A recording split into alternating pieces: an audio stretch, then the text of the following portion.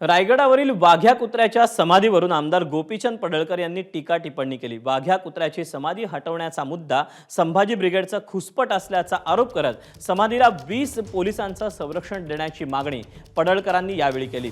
तर सगळे इतिहासकार शरद पवारांच्या जवळचे आहेत, म्हणून इतिहासाबद्दल नवनवे विषय बाहेर येतात, तर शरद पवारांनी फावल्या वेळेत नवा इतिहास लिहावा असा खोचक टोलाही गोपीचंद पडळकरांनी लगावला।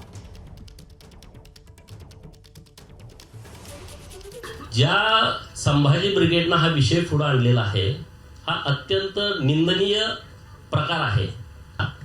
हे जे प्रकार सुरू आहेत ते प्रकार गेल्या काही वर्षांपासून सुरू आहेत। 2012ला पण हा प्रकार घडला होता। ब्राह्मणांच्या विरोधामध्ये वातावरण करण्याच्या हेतूनं जे काही करायचं ते टोकाचं प्रयत्न हे संभाजी ब्रिगेड आणि मराठा सेवा संघ करतंय।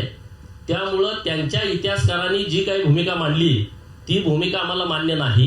माझी विनंती अशी आहे शरद पवारांना, त्यांच्याकडे आता फावला वेळ आहे, त्यांचा पक्ष आता सगळा अजित पवारांकडे त्यांनी दिलेला आहे, तर या फावल्या वेळामध्ये त्यांनी स्वतः 2 वर्ष बसून त्यांना पाहिजे तसा इतिहास स्वतः लिहावा, नवीन इतिहासकारांच्याकडे न देता।